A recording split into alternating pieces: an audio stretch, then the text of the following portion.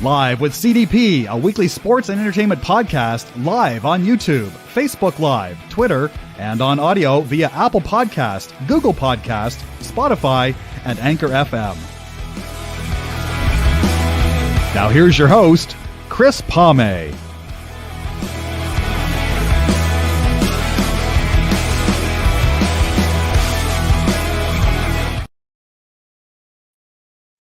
Good afternoon, everybody. Welcome to Live with CDP Sports Talk, Season 5, Episode 14, 234th episode altogether.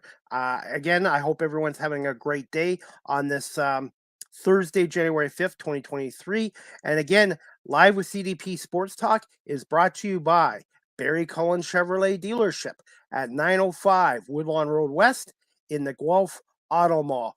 You can check out barrycullen.com for the newest selection of new and pre-owned GM vehicles, or give the dealership a call at 519-824-0210 and tell them CDP, aka Chris Palme, sent you there as well. And also, guys, you can do your pre-orders for the all-electric Cadillac Lyriq or the all-electric Silverado as well. And again, I want to say thank you to Barry Cullen Chevrolet for sponsoring Live with CDP podcast. Anyways, guys, I'm looking forward to my show today. This is the second appearance. Today's guest is Shawn Bednard. He is the media relations manager and the TV and radio play-by-play announcer for the Ontario Hockey League's Erie Otters. And recently he just did his 100th broadcast as well. And he's also now a host of a new podcast show called the USA Podcast. And I'm going to talk to Shawn a little bit about that and also about the World Junior Tournament and the Canada-US game last night as well. Just one second, guys. I'm going to bring on the voice of the Ontario Hockey League's Erie Otters, Shawn Bednard. Good afternoon, Shawn. How you doing? Chris, I'm doing great. And a happy new year to you and to your watchers. Thank you so much. Happy New Year as well. When people say 2023, I'm like, oh my God, what happened to 1993, 1983? So it's like every decade seems to go by quick. Yeah, 2023 still hasn't rolled off the tongue or well into the email chains just yet. I'm still right in 2022. So hopefully by March, I'll have that down in the right way. And I was going to say, did you watch some of the game last night between the U.S. and Canada? Yeah, having friends on either side of the border, it was definitely a game that there was a lot of intrigue in. I don't have really an opinion one way or the other on some of the disavowed goals, but, an entertaining game and excited to see what Team Canada does here. Obviously, Shawn Bednard has had an unbelievable World Juniors, and I know a lot of OHL guys who are playing in the World Junior Championship for the championship. So, rooting for them. As an OHLer, a little disheartened as an American, but hey, you take your wins and your losses where you can. Yeah, U.S. was off to a good start, 2-0, and then I don't know what happened there. I know they had 2 goals disallowed as well, and one of the goals probably should have been counted. Yeah, it's one of those things. I think depth is really a big thing for Team Canada too. And obviously when you've got workhorses at the top like Jack Mateer, Connor Bedard, who I mentioned earlier, I think they just had a lot of the lethality that they really had to be able to fall back on. And going down 2-0, they call it the most dangerous lead in hockey. I try and avoid that cliche, but I think they just really had the wheels and the will to want to be able to make it happen and, hoping for the best for him for the gold medal game. You've seen Connor McDavid play. How good is this Connor kid? Is he going to be another McDavid, Wayne Gretzky type player possibly? It's tough to say. I mean, Bedard is certainly putting up the numbers and he's having a fantastic season once again out in the WHL. I try not to fall into the convictions of the next Crosby, the next McDavid, because you just don't know how development's going to go or how they'll transition into the pro game when they do transition. But, Michael Misa got exceptional status for the Ontario Hockey League this year. A lot of people had, differing opinions on if he was worth the exceptional pick or not.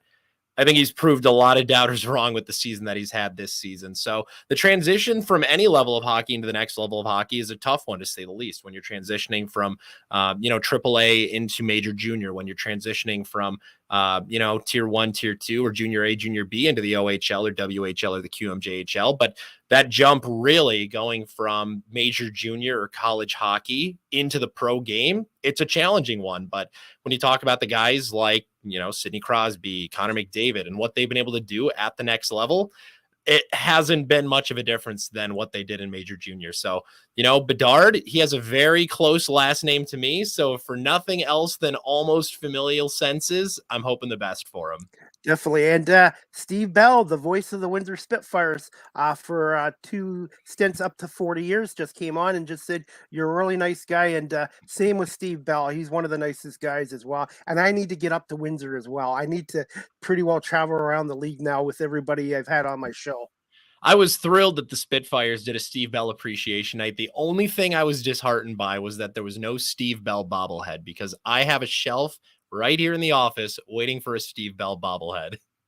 I think the Windsor Spitfires need to do that to honor him and stuff like that. And one of the best in the business, and him and Manny Pava have been really good with coming on my show, and really good guys, really supportive. And I'm hoping they do well this season. They are doing well. And like I said, I've been very lucky to have guys like yourself and Steve on from the Ontario Hockey League. To even be in the same sentence with Steve Bell, let alone Manny Pava, that's something special. Steve's been doing it for 40 years. And, I hope for his sake, and I know he's hoping to, another 40 years of Beller time is coming in the Windsor Essex area. Definitely. And I was going to say, and there's so many good guys across the OHL. Mike Stubbs, Jim Van Horn. You got Larry Malott in Guelph, and you'll see Larry the next 2 nights. And what a treat. Yes. Yeah, he has a lot of good stories. I'm surprised he hasn't written a book yet about his hockey career, because he's been doing broadcasting, I think, in Guelph since the late 70s. It really is humbling being such a new guy still in the Ontario Hockey League. And like you said, being able to meet guys like Beller, like Larry, like Mike Stubbs up in London. And then you got the Kitchener guys as well, Pope and Farwell. Like these are in their own rights and in their own regards, legends of the Ontario Hockey League. And I know they'll be the first to deny it, especially when you, mention names like Don Cameron. But, these are guys who have been doing it for so long at such a high level. And we go back to the guys in Windsor. I mean, Manny, he has more than his fair share of Ontario Hockey League play-by-play experience with the attack, with the platers, and now he's being able to serve in a role alongside Steve. So, there's a lot of legendary figures who are in this league right now who will be the first person to deny their status as legends. But as a new guy who's still going through the full circuit in his second season, it's been great and really humbling to get to know these guys. And congratulations on your 100th broadcast. I think it happened a week or 2 weeks ago, but congratulations to make it to 100 broadcasts. Thank you. Yeah, no, it was really a tremendous honor. I didn't get the benefit really of growing up in OHL circles. I knew about the Saginaw Spirit when I was growing up. I knew about the Plymouth Whalers, but it wasn't until the Flint Firebirds came to town that the OHL really grabbed my heart. And to be able to be in here and not just be in the league, but to now have called over 100 games, it's a small milestone compared to, the shoulders of giants that I'm trying to stand on all around the Ontario Hockey League, let alone the entire Canadian Hockey League. But 100 games it's a really cool feeling. And, I think the next 100 is going to be even more fun. When you're at home, do you have a color analyst with you? And then when you're on your road, you do the games on your own? Games on my own, both home and road. Last season was my first foray since I graduated university and college, where I had a color commentator. That was Eric Konwinski. He's now the play-by-play voice of the Oklahoma Warriors in the North American Hockey League. It's not that I think I'm the smartest person in the room, because I'll be the first person to tell you that's not the case. It's just, I think for myself, I'm still developing a lot too as a broadcast professional. And I don't know if I want to call it falling back on a color commentator or anything along that regard, but I think for me to be a really well-rounded broadcaster, I need to be able to have that role both as play-by-play and color. So, as I hopefully, knock on wood, continue to move up in, the next years and decades ahead, obviously a color commentator will be more of a choice by the organization. But the Erie Otters are class act, first class organization where they trust in their people, and they've allowed me to make a lot of the decisions in the broadcast and media realm. And as the hundreds of games go by here in the Ontario Hockey League, maybe it'll be something where I do add more of a full-time color commentator position, road and home. But for now, I just want to continue to be able to professionally develop. That's not to say that I still don't have a number of very talented assistants and interns here in Erie who I want to be able to continue to get professional experience for them as well. I know our broadcast assistant this season, Trevor Kubea, he got the chance to be able to call all of our preseason games. In fact, he's up for an award for one of his preseason broadcasts because they were the first college radio station here in Erie to call an Otters preseason game. And now they're up for Intercollegiate Broadcasting System's Best Hockey Play-by-Play Award. So that's what I want to do. I want to be able to, I was given a fantastic opportunity in 2016 by then voice of the Flint Firebirds, Dom Hennig, to be able to step into a weekend pair of games and get my first taste of the OHL. Eric last season was able to get his first taste when he was able to fill in for the great Joey Batano in Saginaw when he was out for a weekend. And, should the time come, and I know next season for sure it will come, that there will be a chance for, my assistant to be able to fill in and get his first taste of the OHL. I think being able to, remember where you came from and give back to the next generation is such a huge thing. And that's what I'm getting from a lot of people on the media. I had the Philly Fanatic on my show a couple weeks ago. The guy who plays the Philly Fanatic. Never thought I'd have a chance of getting him on. His name's Tom Burgoyne. Great guy, and I had him on for an hour, and everybody in your profession or what I'm trying to do has been so supportive of what I'm doing. They're not judging me but based on my age or going to college for broadcasting. Everybody's been trying to assist me and help me out, and I'm now doing work for the University of Guelph Griffins. There we go. I do camera work for their varsity teams, so I get to see some great hockey and some basketball and stuff like that, and I see some former OHLers with the Griffins as well, and the more I can learn, the better. It's just everybody, like I said, in your profession has been really supportive of what I'm trying to do.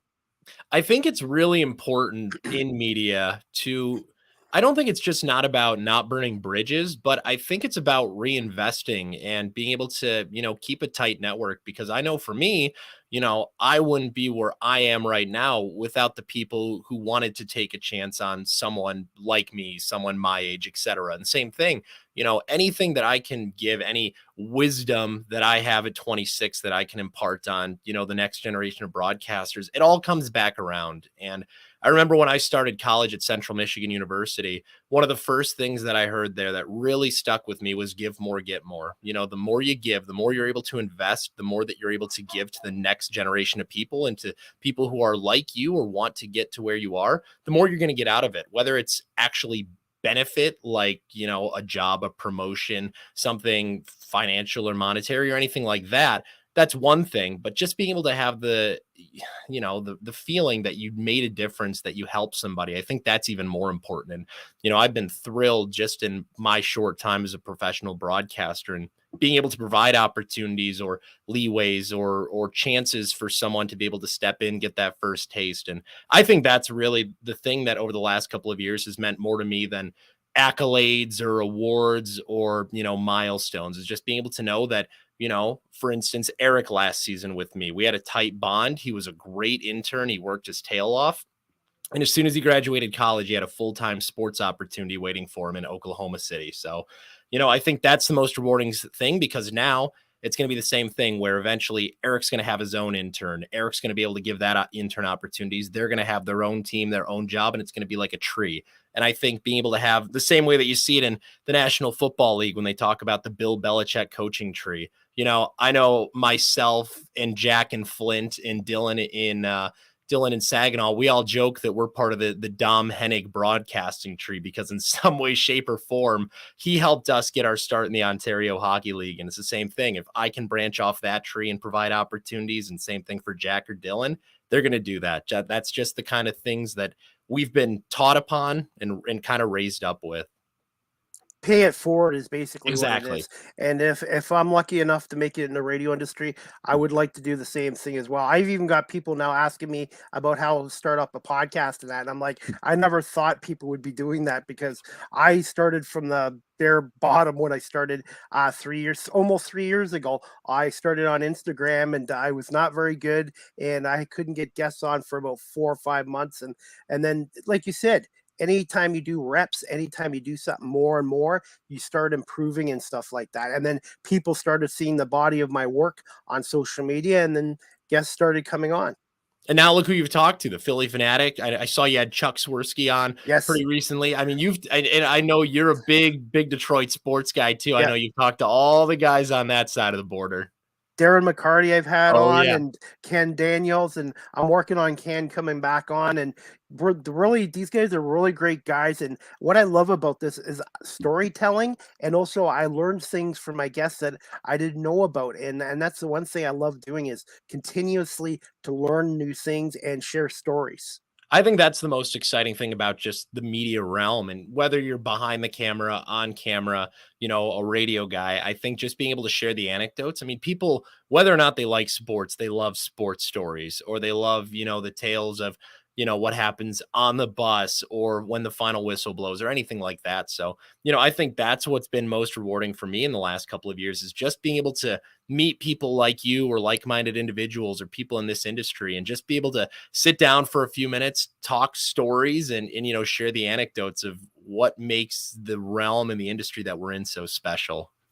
Definitely. Now, I wanted to bring up this as well. You and Casey Bryan started up a USA podcast about the American side of the Ontario Hockey League. Can you just tell my audience and myself a little bit about your podcast and who came up with the idea and all that?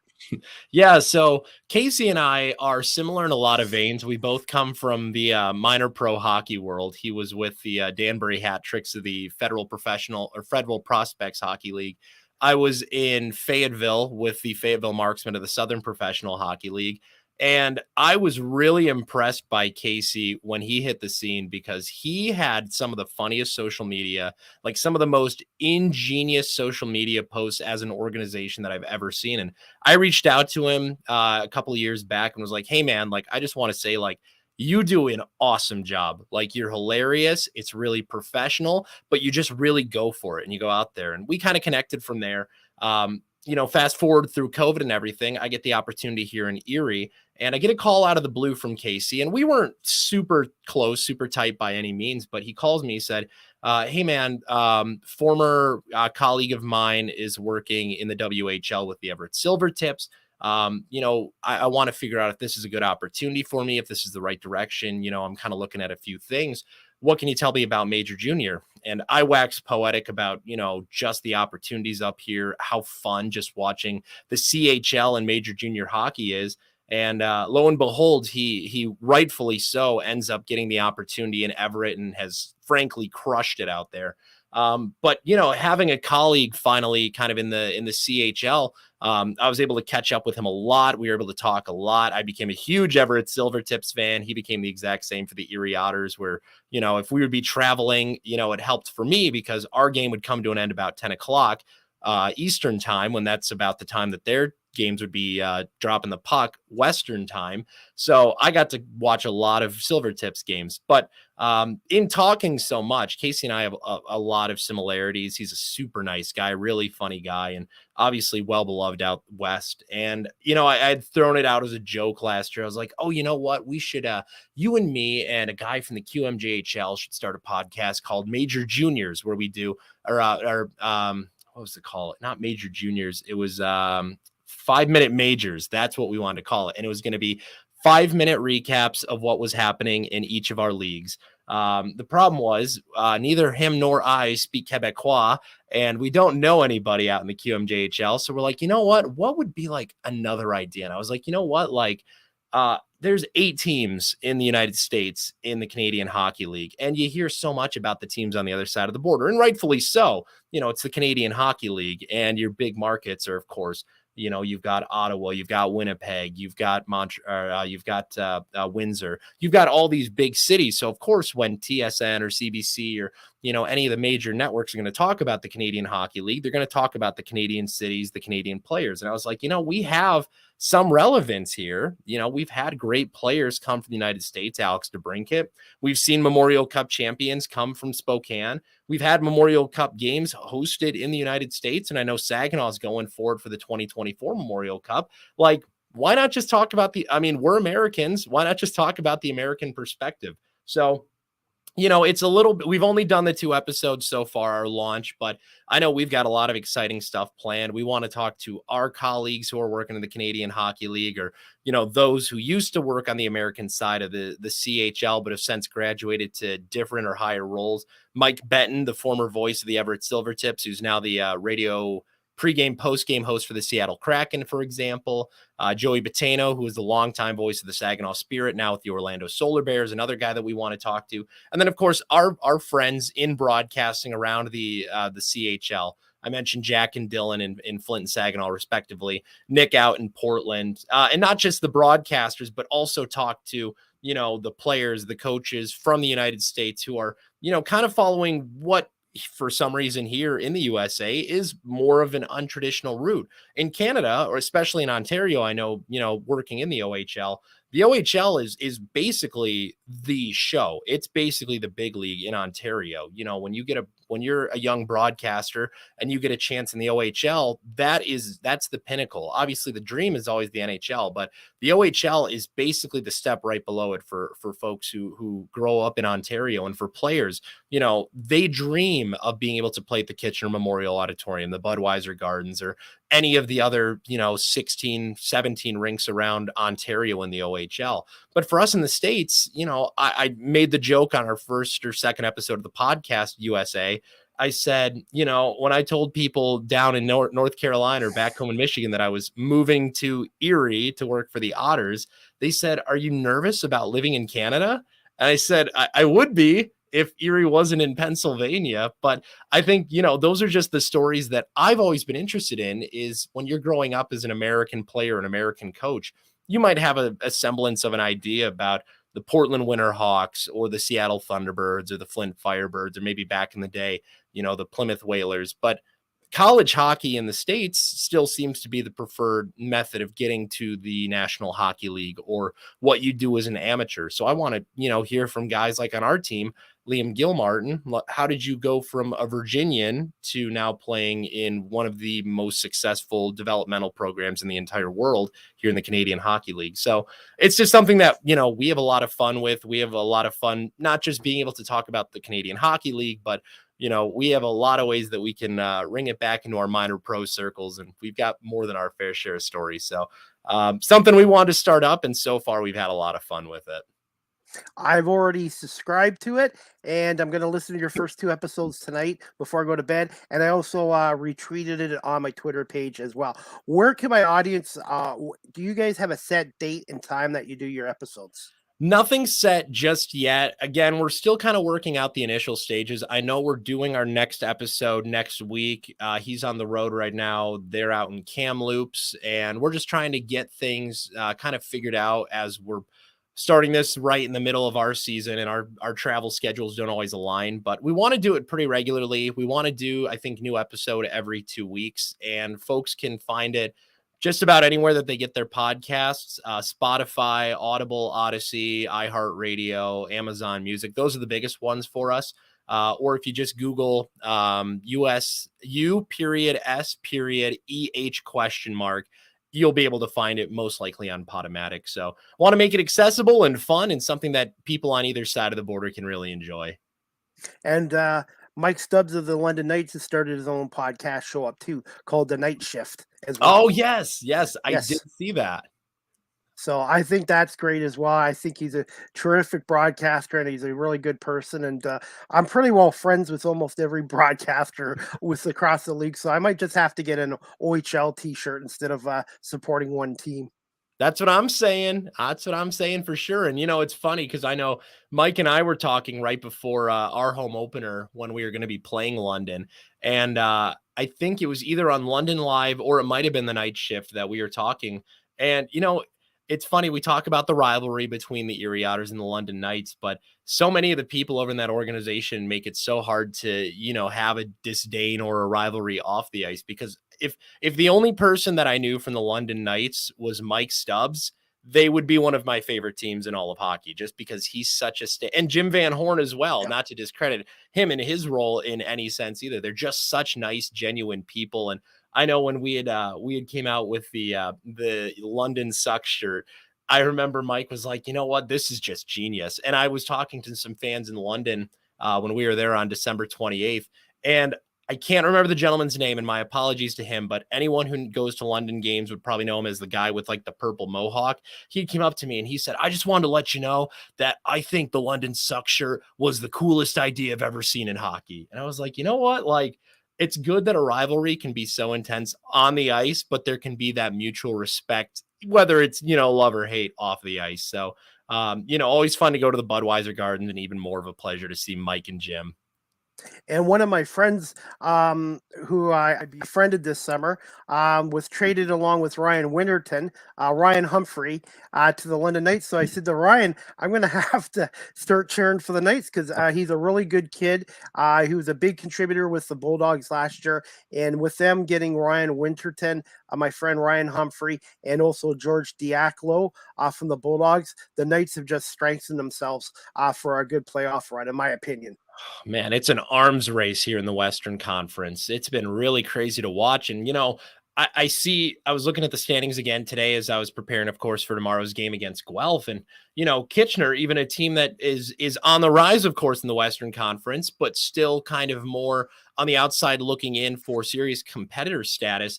The acquisitions they have made in the last couple of weeks, and that's the team they are looking at in 6th, 7th place. It terrifies me because I think it's really going to be a battle of attrition. And obviously we got half a season to go until the playoffs, but trade deadline is when you really start to think about those teams that are the have-beens or the have-nots. And, teams like London, Kitchener, Saginaw has been acquiring some great pieces. Hunter Haight, who's loved to score against the Erie Otters, unfortunately, this season.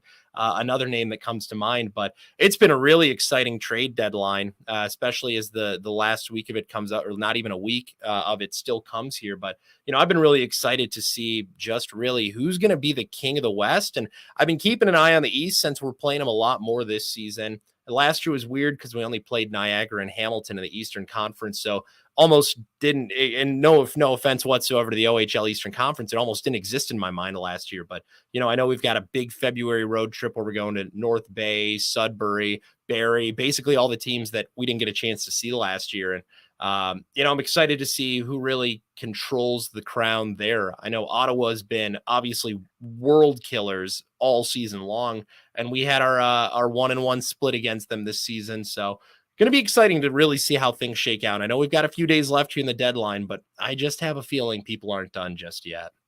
No, and the Storm made a trade on Monday. Danny Zilkinen to the Kitchener Rangers. And for many years and decades, Guelph and Kitchener would not make the trade, but Zilkinen's going to be a good acquisition for the Rangers. And I believe Guelph acquired Jesse Fishman, a defenseman, and about 6 draft picks. So the trade deadline is January 10th. I'm going to put you on the spot here. Yeah. Do you see the area Otters possibly being active before the trade deadline? I know we made the acquisition for Pano Femis right on New Year's Day, and that was a big pickup for us because he's such a talented forward. He's looking for kind of a fresh start here in Erie, and he's mentioned that quite a few times and what he really wants to do here. And, he's in the same position the Otters have been in the last couple of years where we're a team on the outside looking in. We want to be that playoff competitor. And I think building up guys like Pano, who are so hungry for that first playoff appearance, alongside guys who have made it to the postseason, like we were able to get earlier in the season and in the preseason, Liam Gilmartin, Sam Alfano, guys who have been there and want to get back there and make some serious noise. I know we're the team in 10th right now in the Western Conference, but you just still have a feeling that early season magic, that 8-4 team, that 10-7 team, that's still a team that's in there, and they're so close. But now getting Gilmartin back from suspension, getting Colby Saginaw back after missing some games in a few weeks with an injured upper body, I think having them back and getting some fresh blood in the mix like Pano Femis. I don't know about any more moves. I didn't expect the Pano Femis trade to occur, but I was very thrilled when I heard about it when I woke up on New Year's Day. But I don't see any more moves. I think we've made both buying and future investment trades. Obviously, we acquired Alexi Davio in exchange for Christian Cairo and a boatload of picks with the Sarnia Sting, who we get to see on Sunday. So I think I got to give kudos to our general manager, Dave Brown, here and our entire hockey operations team, because I think they've done a good job of saying, we want to be a team that's going to compete. We want to be a team that's going to be looking to get into the postseason and not just make it into the postseason, but make some serious moves. But also we have to restock for the future. And all the trades that they've made that have acquired them picks have not just been all 2027s or all 2025s, but let's get a pair in 2024. Let's get a pair in 2025. Let's get a few in 2026 and continue to replenish the well, which I think is crucial to build not just a team that competes for championship, but is able to compete for multiple championships. And I think the Otters are closing in the next couple of years to getting back to that status. Right now, I'm just looking at the standings. Erie's in last place in the West, but you have 4 games in hand on the Guelph Storm, plus the 2-game series this week, Friday, Saturday, which is going to be huge. And you're not even that far away from the Kitchener Rangers, because to me, Kitchener, Sault Ste. Marie, and Guelph are 3 of the biggest disappointments, in my opinion, in the Western Conference this year. Yeah, this weekend, we were just talking about it here, just amongst the business operations staff.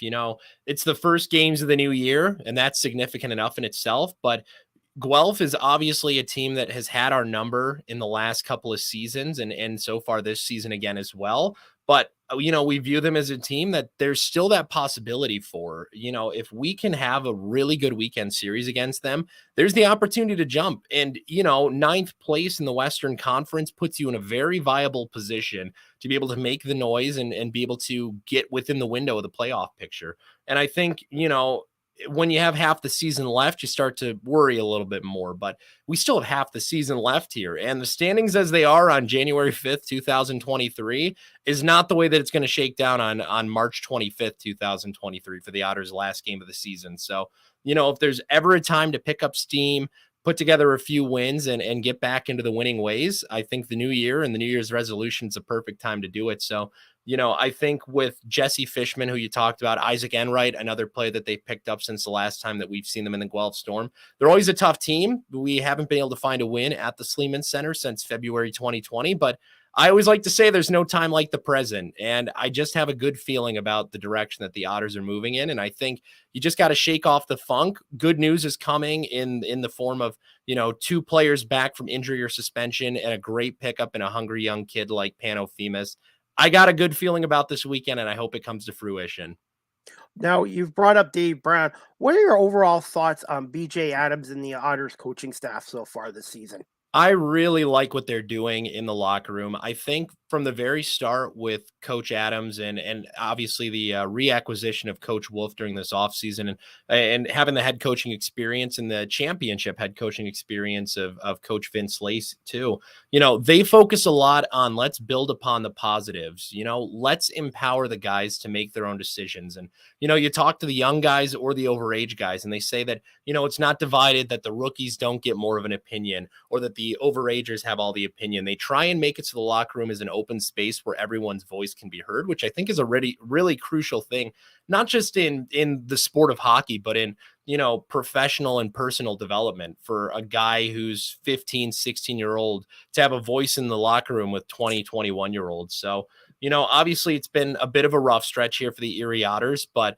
I think Coach Adams, Coach Lace, and Coach Wolf really know what they're doing, and they're going to lead this team into the right direction. They're getting the good news back, and there's improvements that you don't see when you see a mark in the loss column. But the power play for the Erie Otters was in the basement of the OHL for so much of the season when the team was, garnering all these wins. Now, I think it's jumped back down to 18th, but it was 12th last week. So it was jumping up 8 spots when it was finding itself as a not successful unit. Their penalty kill has been the top top 5 in the OHL, all games but one this entire season.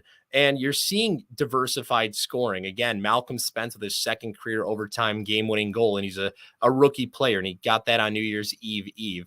I think a lot of the young guys, Caleb Smith, who's a second-year guy, Bruce McDonald, who's really had a terrific first season here in the OHL. You're seeing diversified scoring. You're seeing the puck get passed around a lot. It's just the small things, the closing out games. But the Otters had a really tough gauntlet in December. They were going up against some great teams in Windsor, London a couple of times, and of course Guelph to start off the month. But I think there's a lot to look forward to in 2023. And I'm excited to see what the coaching staff and the players are able to come up with, especially starting tomorrow in Guelph.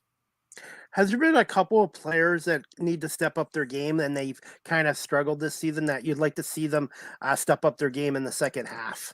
I wouldn't call anybody out specifically because I think Okay. it's easy to get down on some players who maybe you expected more goals for, or, a better plus minus. But ultimately, at the end of the day, I think, hockey is a team sport. And I think that the success and the failure of any unit, any line, the team as a whole is on the team as itself. And, I've been really surprised in a positive sense with a lot of the young guys. And, we talked about, I think all of us here internally talked about what a great, draft class that this team was proven to be. And I think it wasn't proven any more so than, and this is well in the past at this point, but it still gets me really excited about the future. Nicholas Halamigo, for example, picked to play in the Greater Ontario Junior Hockey League Future Stars game, as a defenseman. He played a handful of games here in Erie and up in Owen Sound for the Otters, and really proved that he is a defenseman of the future. And he's still getting the chance to develop down with the Fort Erie Meteors in the GOJHL. A guy like Jacob Gibbons, I think, was a really fun surprise too. And obviously it's been a loaded goaltending room here in Erie, but he got his chance in his first start way back early in the season. Had a great game, got his first career win in his first career game. So, I think I like to focus a lot on the upsides, and I think more of the positive surprises than maybe some of the letdowns. And I think that there is a lot of upside, and I just get really excited when I think about, the young guys that have developed and come so far. And just to share an anecdote about that, I know last season, Caleb Smith really established himself as a gritty, physical kind of third line forward. He came into preseason, he came into training camp, and a lot of heads were turning just here in the business operations staff. I can tell you that confidently, where we were like, man, like he looks bigger. He looks faster. He looks like he's more in control of the puck, and it's paid off for him. He's got 6 goals this season after having just 1 in his first year. And he's been just one of those guys who he comes in every day, works his tail off, is always around the puck. And he's learned a lot, I think, from guys on either side of the puck. Defenseman Cameron Morton, I think he styles a lot of his game after that. And, to be able to say the same thing, I think even the addition of Sam Alfano has helped him a lot in kind of recognizing how to be both a bigger guy and a guy with soft hands. So I'm excited to see a guy like Caleb Smith and just the leaps and bounds that he's made from season 1 to season 2 as a great surprise. And I think someone who's been kind of a surprise, but also not a surprise, is Carey Terrance. He's a B rank right now in the 2023 NHL Central Scouting Players to Watch draft prospectus. But the way that he has transitioned from a young kid in the OHL last season to sparks of brilliance toward the end of last season, and this year really just taken full control of this offense. 14 goals, 7 power play goals. When I think about he was already a super talented kid, one of the best skaters out of the 2021 OHL draft, but to see what steps he has made and how far he has come and how high the ceiling is for him, the future is really bright. And I know that, a 10th place standing in the Western Conference might not spark too much confidence, but again, there's bits and pieces and puck jumps that are getting this team just steps away from being a really good team. And this leads into my next question too, by the way. And I've learned listening skills because sometimes you talk to a guest, they can give you answers to other questions. And that's something I've been working on. But what do the Otters, in your opinion, need to do in the second half of the season to get into the OHL playoffs, in your opinion? That is a tough question. I think something that they did really well from the beginning of the season to now the halfway part of the season is that the team took a lot of penalties early on, which was good because I say that very loosely, that it was good because they got the silver lining of their penalty kill, got an insane amount of experience, and it proved to be worthwhile as they've built one of the top 5 penalty kills in the Ontario Hockey League. But I think in the second half of the season, it's all about more of the chemistry. And I think chemistry is tough, obviously, when there's been a lot of additions and subtractions, but that's the name of the game. And I think sometimes infusing that new blood can be a really beneficial thing. Obviously, I've already harped back on Liam Gilmartin and Sam Alfano and what they've provided for this team since coming here. But I'm really excited to see, again, what Pano Femis can do. And I think it will be a lot on, more of your routine scores to be able to provide those serious minutes and provide the puck in the back of the net. But I think a big thing for Erie is just going to be finishing out games. I think you talk about games that were so close, the 2-0 lead against Guelph on December 2nd, for example. I think we've seen too many times the Otters have put themselves in a winning position, but there's just a little bit of that inexperience from maybe some of the younger guys, or, from the team coming out of COVID last season. They were in serious positions. They had serious minutes where they were in big time games. But I think it's just about, now that they've had that experience of being able to see what it means to have to close out a big game and a big win. And this is a team that beat the number one team in the OHL twice this season. They beat the Windsor Spitfires 8-4 on home ice. They beat the Ottawa 67s on home ice on a rescheduled Monday game. So they know what it means to be able to win the big games. But I think when you're in a rut like this, you just need to find any way whatsoever to string together not just a win, which I think was massive and huge on December 30, but I think a big thing is we got a 3-game set this weekend against tough teams in Guelph and Sarnia. How do you pull 2 wins out of here? How do you get at least 3 of 6 possible points? And I think the Otters are heading in the right direction. I can't say that enough because I really do feel it. And I feel like this team has so much more to prove than people and critics have, written them off as. But I think that the future is bright here. And I think this is a team that when we're talking about February and March, they're going to be fighting for a playoff position. And I think they're going to find themselves on the inside looking out and not the outside looking in.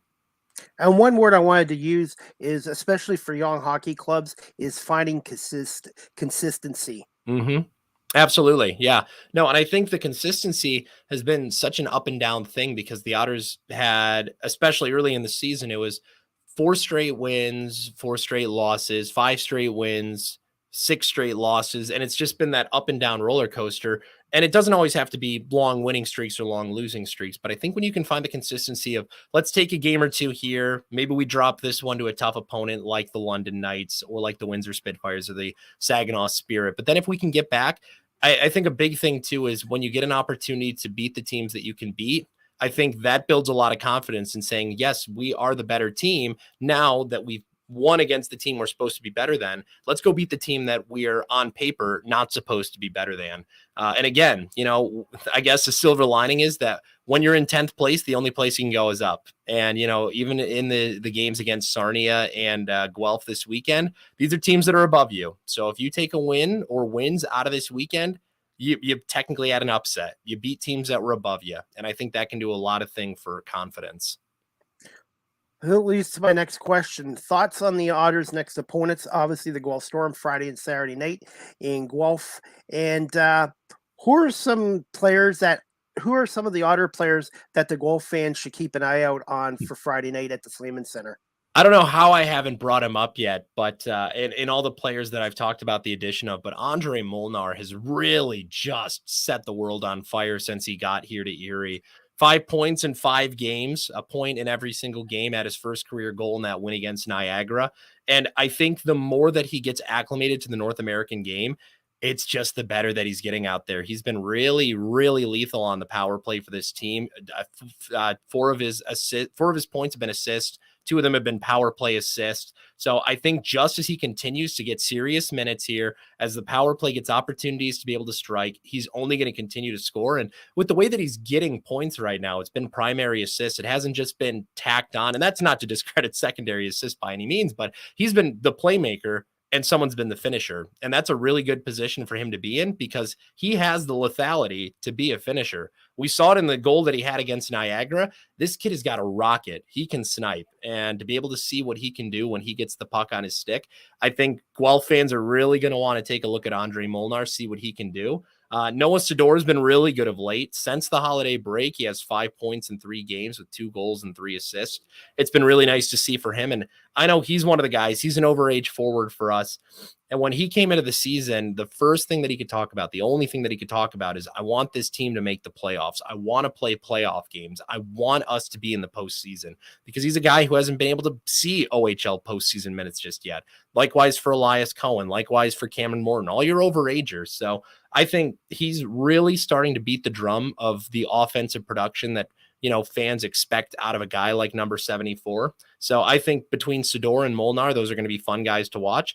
I'm just interested, for me, maybe it's not for Guelph fans, about seeing what, again, Pano Femus does when he's here. He's a talented center. He's had success in this season and his 2 seasons here in the Ontario Hockey League. He comes in as now the 3rd leading scorer on the Otters team and gets a chance to really be able to, compete for a team that I think is in the up and up and really wants to be able to take a playoff spot here. So excited to see what he can do. And I can't tell you enough, for this team that hasn't won at the Sleeman Center since February 2020, if you're going to take 1 or 2 against Guelph this weekend, I know the hometown fans want it to be at the EIA on Saturday night, but if you can, just to exercise another one of those demons and get that win on the road, I think it's a huge thing for momentum. And, I think what the best part is for the Otters, if they're talking about, just from my narrative, 1 of 2, take the one in Guelph. You get to at least come back here to the EIA with a win under your belt and say, let's just do it again. So excited to see the guys that, I mentioned, see what they can do,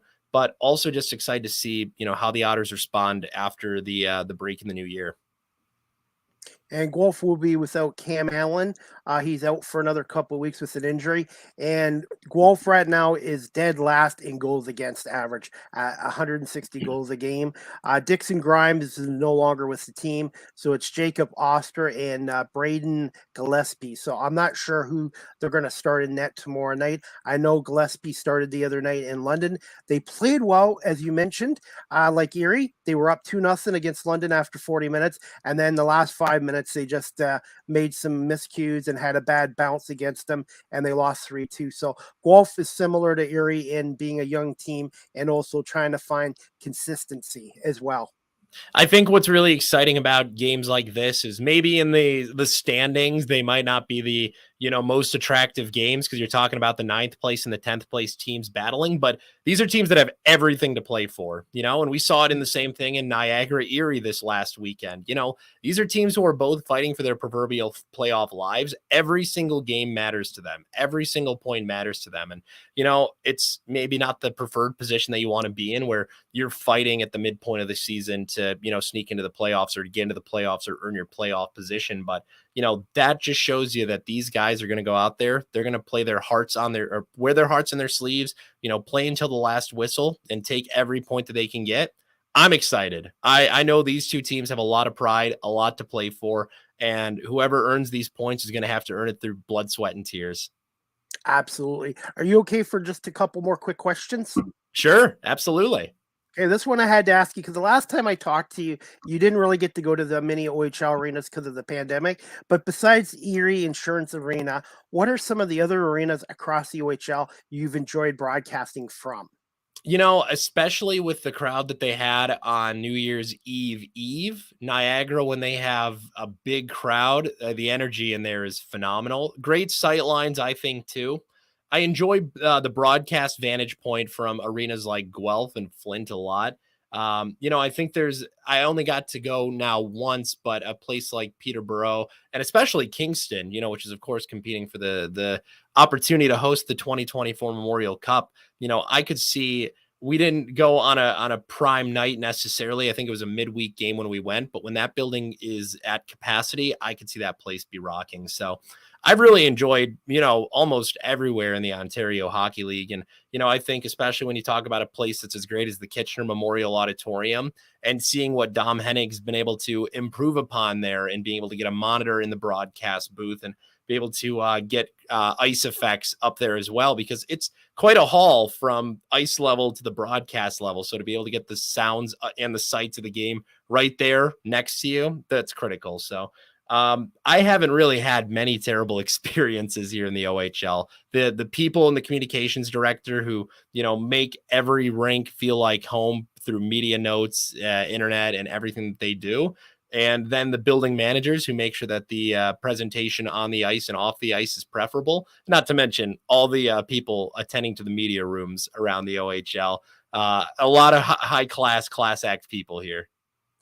Now, last year I was covering the OHL finals between Windsor and Hamilton, thanks to Josh Sweetland from the Ontario Hockey League. And Reese Manny took me up to the press box at the First Ontario Center. So we go up the elevator, and then I'm like, what the hell is this catwalk? He goes, come on, Chris, the catwalk's only a couple 100 feet up in the air. I'm like, Reese, is there another way up? And he goes, yeah, but you'll have to go upstairs. I said, that's fine with me. So I chickened out of doing that catwalk. It was really intimidating. So I ended up going up the stairs up to the press box. I was out of breath, but I felt a lot safer than going across that catwalk at the First Ontario Center. That is high up. Yeah, there's not a lot of views like that, at least in this level of hockey, where you're literally 4 stories above the ice on a catwalk, basically. And once you get up there, the view's great. You're looking straight down at everything. Just don't look through the grates, and you'll be doing fine. But yeah, no, I know Reed and the team over there, they always make it very hospitable. So we haven't gone to Hamilton yet this season. I think we go first time in February or March. So I'm looking forward to getting back there because, it's a great building when the place is rocking in there. And when you get your own private booth as a broadcaster, you can't be unhappy about that. Well, I'll try to work that game as a media member, because I've Reese and Colin and even Reed, their broadcaster, I've made friends with as well. But I'll just take the back way up there. Rick Zamper's CHML 900, and Hamilton didn't even know there was a back way to the press box because he says his knees get wobbling on that catwalk. So I'm not the only person. I believe that. So. But I'm looking forward to that as well. Hey, just going to ask you this as well. Can you just tell my audience here a little bit about some of the promotions that the Erie Otters have done at home this season? Yeah. Our marketing team has done such a phenomenal job in creating some really fun games so far. I know we talk about some of the, more focused community initiative nights, like our sock and underwear or our sock toss night that we do. We had the first ever Children's Grief Awareness Night in sports, but then you talk about some of the more lighthearted games. And I know we've got Winter Wonderland coming up this weekend with a snow globe presented by Rebich Investments that a lot of fans are excited about. We did a Tiki Luau night, which was a lot of fun. There were Hawaiian shirts as far as the eye could see, and the first 1,000 fans got a beach towel that had the Otters all adorned all over it. I think one that was really special, even though I'm not an Erieite, initially I've become more of an adopted Erie individual, but having the Night of Champions where we were able to have members of the 2002 championship team and video messages from the 2017 championship team alongside Dylan Strome, Brad Boy's bobblehead giveaway, that was special. And again, even for someone like me who wasn't part of the 2002 run, the 2017 run, wasn't even living in this state at the time, I was getting emotional, tearing up thinking about it, because I was like, man, like these are where your hockey memories really come from. It's those championship runs. It's those generational heroes. So, that was a really fun and special night, and I was glad to be a part of it. I'm always thrilled about the holiday games. Thanksgiving's been a tradition here in Erie for 47 years. And finally, New Year's Eve came back for its 9th time, and almost 5,000 packed into the arena. So, we have a lot of great stuff still ahead. The Star Wars night's always a classic night. Being able to do Black Ice Night at the end of February is our kind of culmination in Black History Month celebration. I think one of the games that took us all by surprise last year, our kids' takeover game, we're moving that up to a Saturday game this year after it was a Sunday game last year. We're having kids design the jersey, and really just they're taking over the full show. So I might take the night off. I might just have our young friend who was a 6-year-old broadcaster last year do the game that night and see how he does. But no, hats off to the marketing and activation team here, because they really worked their tail off in the summer to come up with some fun nights. And, the numbers and attendance growth and the fact that every meeting room and suite has been sold out for the rest of 2023. Awesome. That's all the work that's done by the sales and marketing team. So hats off to them. Hard to believe Erie, when they first had their team in 1996, people were like, oh, they're not going to last long term in Erie. But I think you guys have been there since 1996. And overall, the attendance seems to be good. And in the big picture scheme in Erie, I think the Otters are just as important as the Erie Seawolves are. I would say I think sports fans here in Northwest Pennsylvania or in Erie proper, they're really lucky with what they've got here in a sports city. And we're happy. Right out my back window here, I've got the UPMC park. So we're really lucky. You get great high level hockey during the winter, and you get great high level baseball during the summer. So 27 years later, all those doubters who thought hockey wouldn't work here in Erie, PA at the major junior level, here we are.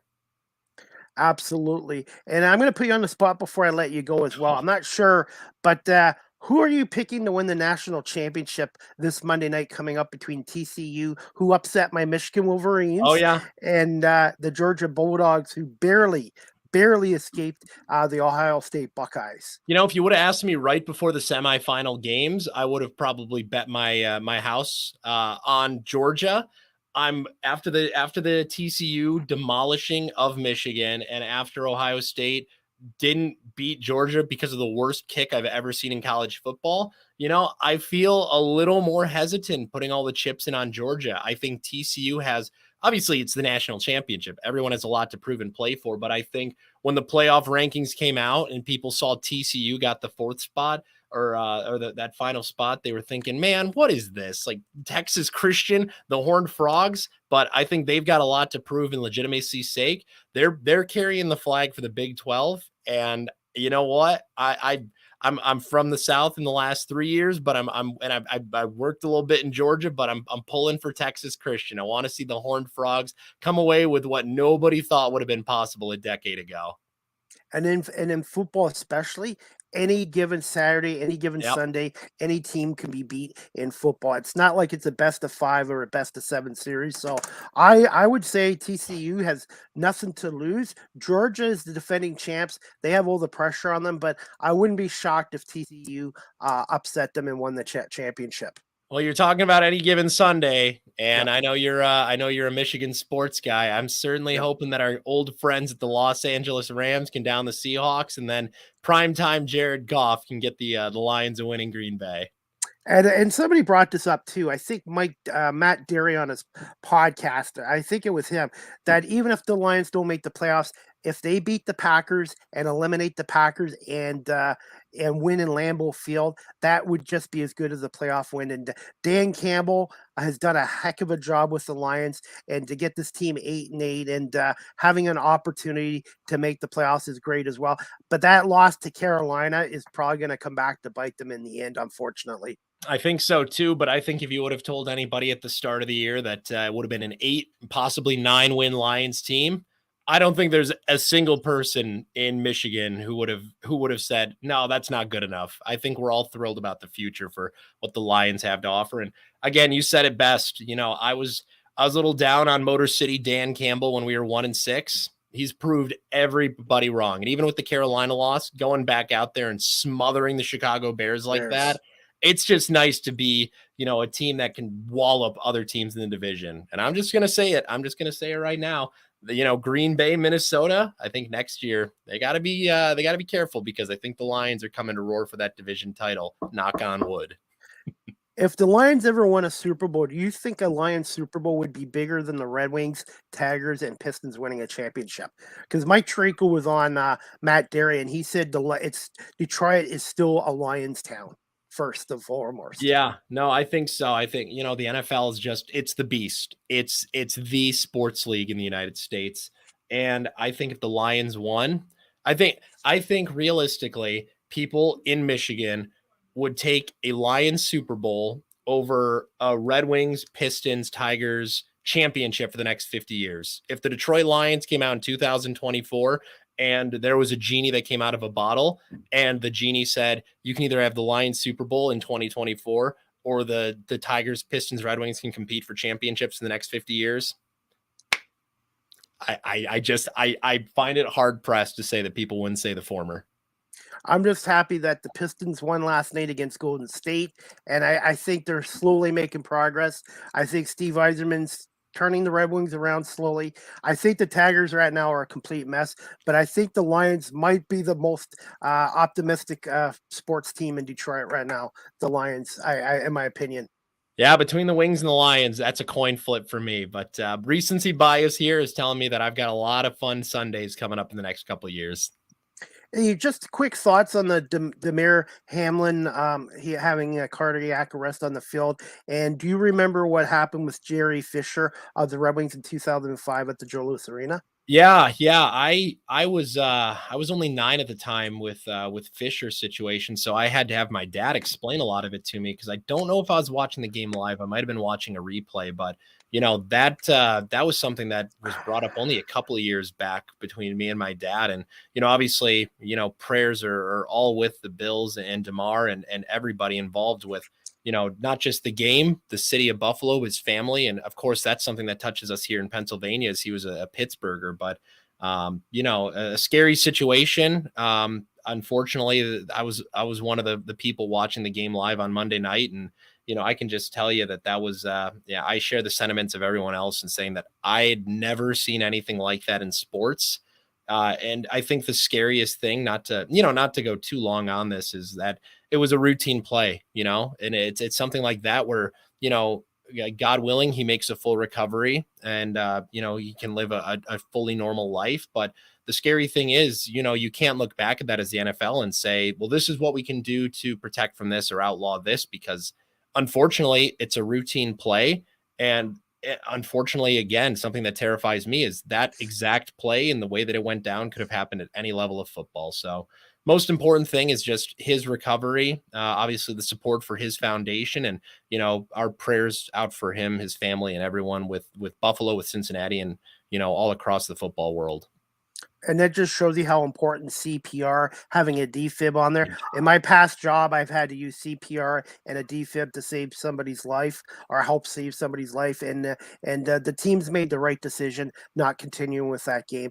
I want to give a shout out to the medical staff as well for doing such good CPR and AED, because, like I said, those defibrillators, I don't know if they have them at the Erie Insurance Arena, but I think they should be everywhere in a public building nowadays. You just never know when something happens. And also, Joe Bach and Troy Aikman and the ESPN crew Yeah. did a good job, because you don't go into a broadcast preparing for something like that to happen.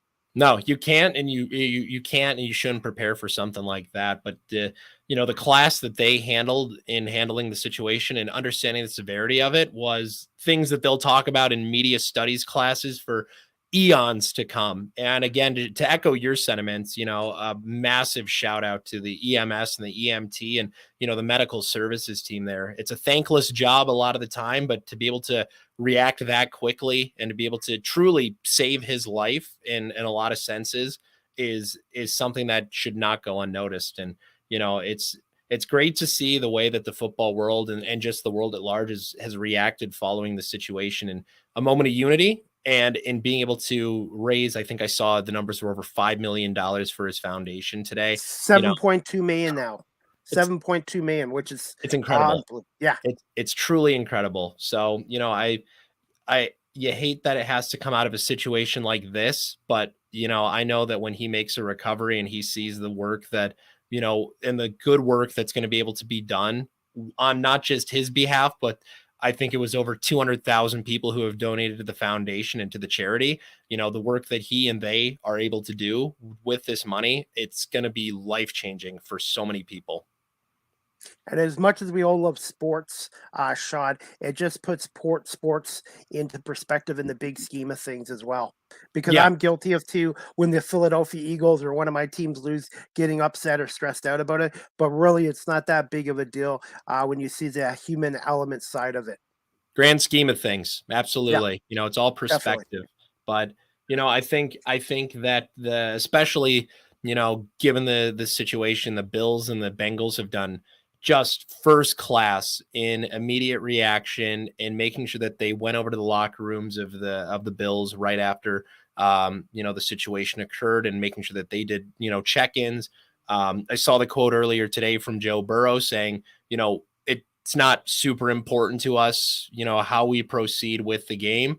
Whatever the Bills decide, whatever makes the most sense for them with their mental health and with, their support of a fallen teammate, that's what we're going to, abide by, whatever makes the most sense for them. And I think that's a big thing, because you can't teach class like that, and you can't teach, human empathy like that. And I think the city of Cincinnati, the Bengals organization, and, the leaders in that team and in that locker room have really stepped up and showcased that, again, it's bigger than sports. And I think the OHL, in my experience, does a really good job having medical people, paramedics at the games, as well as the staffs from each team. It just shows you how important. We all love to talk about the players and the coaches, but we should probably talk more about their medical people as well, how important they are as well. Yeah, no, I absolutely. And, I would be remiss if during that circumstance I didn't give a shout out to our very own athletic trainer, Andrew Kubneski, who worked his 500th game on New Year's Eve. When you think about it, 500 games in the Ontario Hockey League is insanity. And anything above that, we're talking about Steve Bell, 40 years, anything like that. But, in a role like that, again, something that goes under the radar, doesn't get the acclaim or the attention that it deserves, to be able to, help countless athletes over the course of 500 games. And to echo your sentiment again, all those medical professionals, athletic trainers, everyone who's putting the players in the best position to go out there and really play what is a battle of attrition for 68 games plus preseason plus practices. I mean, that's no small feat. And one of the photographers for the Storm, his name's Gar Fitzgerald. He's been doing it for years, but he's also a paramedic supervisor in Guelph, Wow. and he's one of the nicest guys. So if you ever see him at the Sleeman Center, his name's Gar Fitzgerald. Really good guy, and he will. And even if he's working as a photographer, if there's some kind of medical, he will still go and assist and help out. And he's a really good guy, Gar Fitzgerald. That's special. That really is. Definitely. I wanted to give him a shout out because he's one of my biggest supporters of my podcast show as well on here. Well, hopefully I'll get the chance to see him tomorrow then when I'm at the Sleeman Center. Definitely. And I will come up to Erie. I will let you know when I can come up to a game. And I want to see a Seawolves game this summer as well.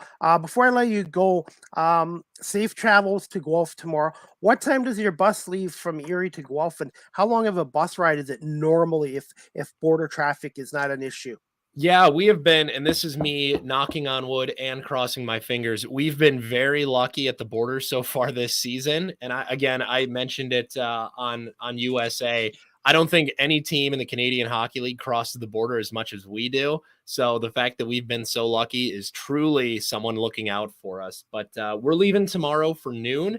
Stop for a quick lunch in Buffalo, and then probably arrive to the Sleeman Center probably about 4:30 or so. I know we've been, again, this is me knocking on wood and crossing my fingers. We've been lucky that all of our travels to and from Guelph have been very quick, not just this year, but the tail end of last year. So hoping that we'll get there early enough for a Tim's run, and hoping that a quick game gets us home in time for some good sleep before we host Guelph on Saturday night. So, yep, noon leave tomorrow, and hopefully not later than 3 a.m. arrival back home. Do they still have a Tim Hortons in Erie? We do. We've got, boy, if I'm not mistaken, we've got 13 or so, but there's just something special about a double-double. I get a dark roast double-double with honey, and there's something special about it when you can get it A, before a game, and B, in Canada. Well, definitely. And where can my audience again find you on social media as well? Yeah, for me personally, I'm on Twitter at Call Me Bednard. If you are interested in following the pod, that is at USEHPOD, USA Pod. And of course, make sure to follow the Erie Otters and give them some love too, because you'll see my face on there quite a bit, not too often, but quite a bit. That's at Erie Otters. So yeah, keep up with us. We've got a lot of great things coming up on a promotion standpoint, on a media standpoint, and just a lot of fun here. And we try and just make our social media and our presence in the community and around the OHL as fun and as affordable and as family friendly as possible. And I need to come up to Erie because I need to get an Otters bobblehead. I still collect bobbleheads.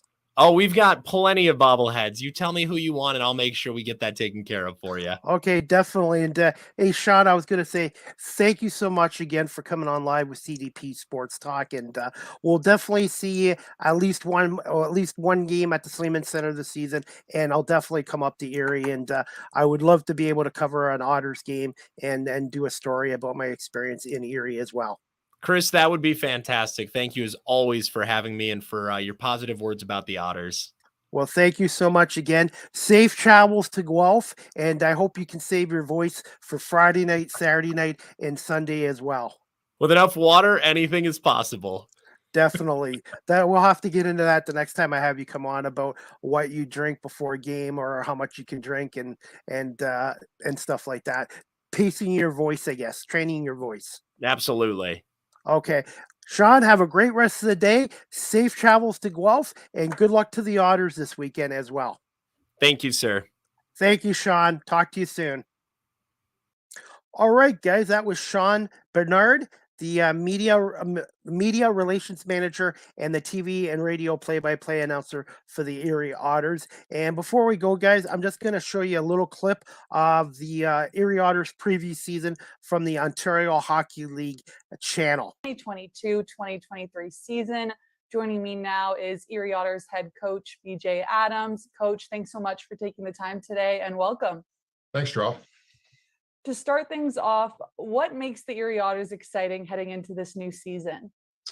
I think for us, we had a lot of new players last year, and the fact that we got a lot of experience. If you look at starting on our back end, Nolan played 54 games for us as a 17-year-old.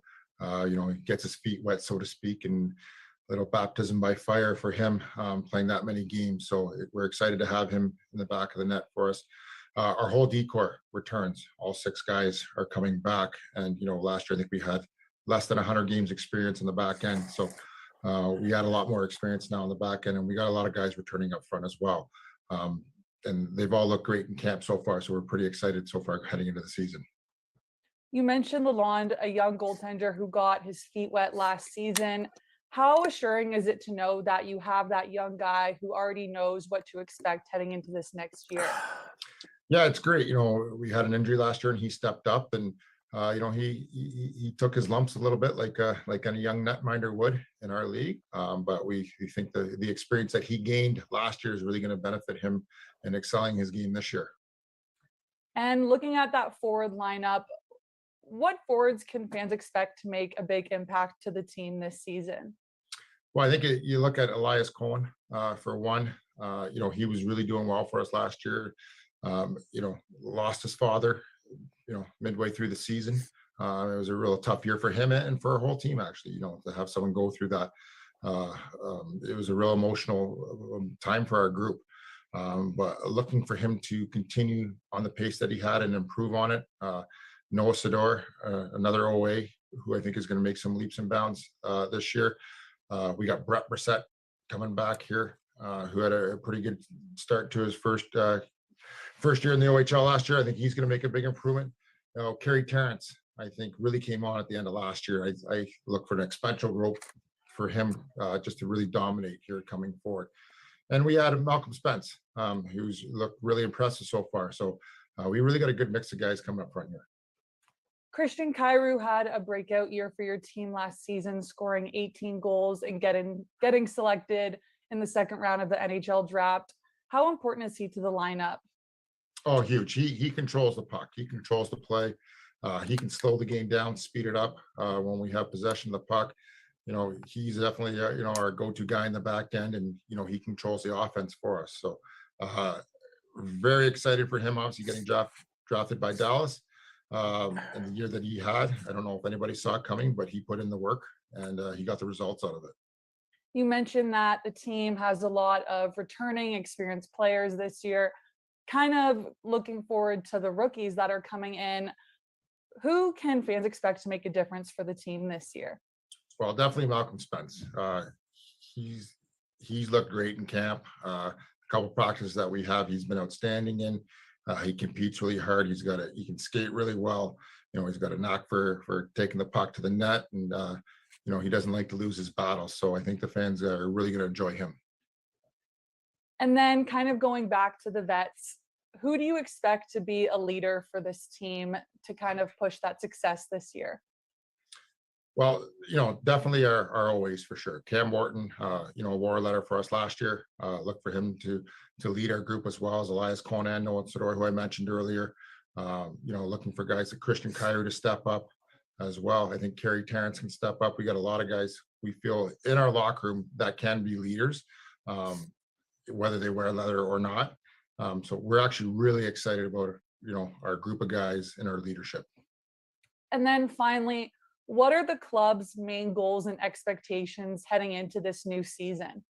Well, enough's enough for us. We want to be back in the playoffs. I was fortunate to be here for, the last 2 years, our 51 seasons. And then when we won the championship, there's nobody on our rosters tasted playoff success. So we're really looking forward to getting back in there and giving the fans here in Erie some playoff hockey. Well, Coach, thank you so much for taking the time today. I wish you and the Otters the best of luck in this upcoming season. Thanks, Cheryl. My pleasure. That clip was courtesy of the Ontario Hockey League's YouTube channel, and also a preview of the Erie Otters before the season started with BJ Adams, their head coach. Erie's got a busy weekend, guys. Erie's got 3 games this weekend.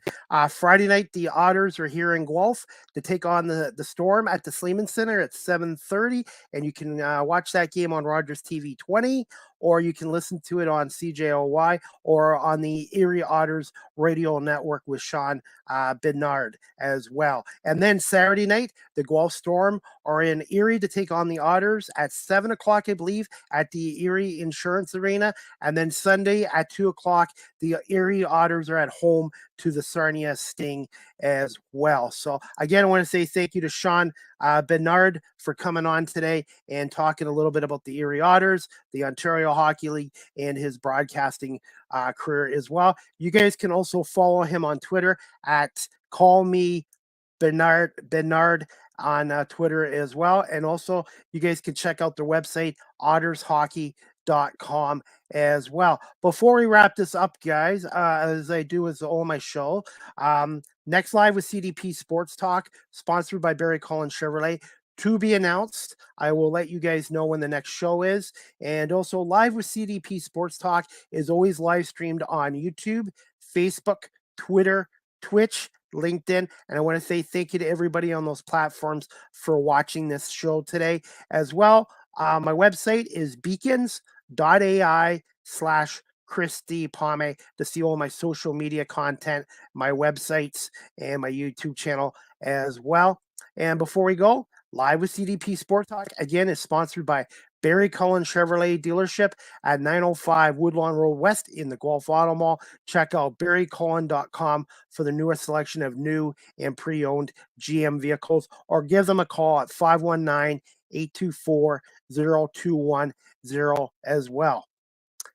StreamYard is the official live stream provider of Live with CDP podcast. If you're into webinars or podcasting, check out StreamYard as well. Great company to deal with as well.